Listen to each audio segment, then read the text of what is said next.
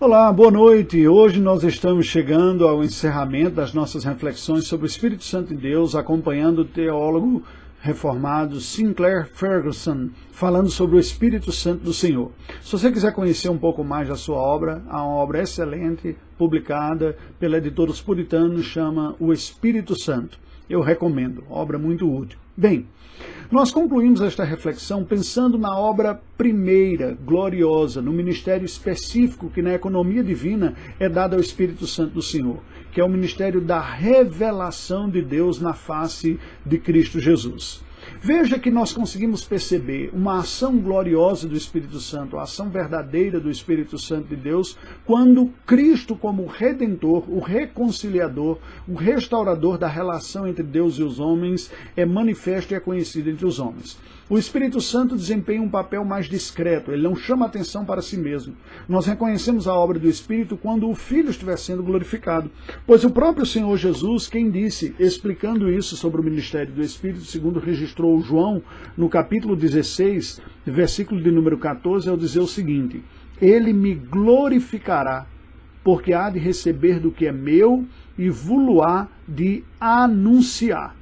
O Espírito é o convencedor da verdade. No versículo anterior ele diz: quando vier, porém, o Espírito da verdade, ele vos guiará a toda a verdade, porque não falará por si mesmo, mas dirá tudo o que tiver ouvido e vos anunciará as coisas que hão de vir, apontando para a obra do Filho do nosso Senhor Jesus Cristo. Isso é importante porque isso deve fazer com que nós estejamos atentos. Onde muito é falado sobre o Espírito Santo, pouca ação do Espírito Santo está ocorrendo.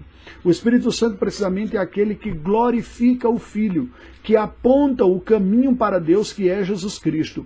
É ele que nos mostra o conteúdo bíblico, ele não fica falando de si mesmo, nem procura sua própria glória.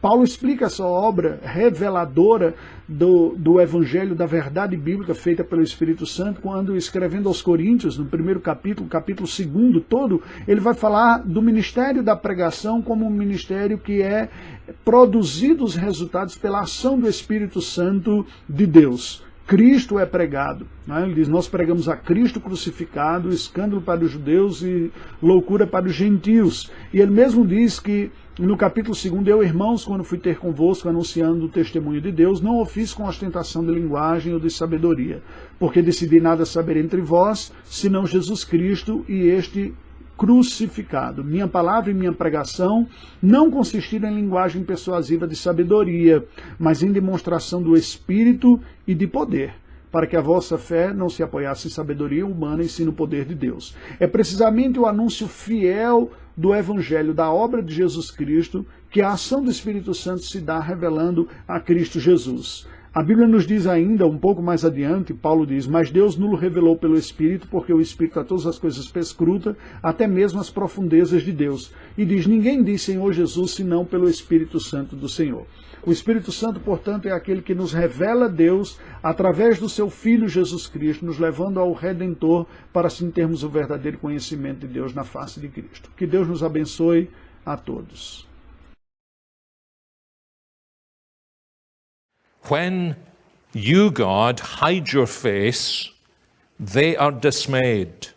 When you take away their breath, they die and return to their dust. Now, clearly, that's an echo of Genesis chapter 1 and Genesis chapter 2. When you hide your face, they return to the dust. When you send forth your Spirit, they are created, and you renew the face of the ground. Now, I wonder if you notice there's a kind of parallelism here. It's a parallelism of opposites. When God hides his face, there is dismay and death, but when God sends forth his Spirit, there is life and renewal and joy. And the picture that's being painted for us here is that the Spirit of God is not only the expression of the presence of God and therefore brings to us all of God's glorious character, but the Spirit of God is the one who unveils the face of God for us. Not just the attributes of God, but the very person of God. And that picture is used on more than one occasion in the Old Testament scriptures. It's used again in Ezekiel chapter 39 and verse 29, where God speaks about coming to his people, and in a marvelous way he says, I will not hide my face any more from them when I pour out my Spirit upon them, declares the Lord. So you see that picture? The hiding of God's face, and then the unveiling of God's face in and through the person of the Holy Spirit. It's this that David also speaks about in his great psalm, Psalm 51, and in verses 9 through 12, when he's asking for forgiveness. He prays, hide your face from my sins, create in me a clean heart, cast me not away from your presence, and take not your Holy Spirit from me. You see what he's doing? He is saying, hide your face from my sins. But Lord, don't hide your face from me.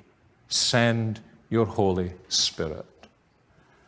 And quite often, as you know, in our own language and in the language of Scripture, when we really come to know God, when we approach his presence, we speak about seeing the face of God. The Spirit is the one who unveils the face of God.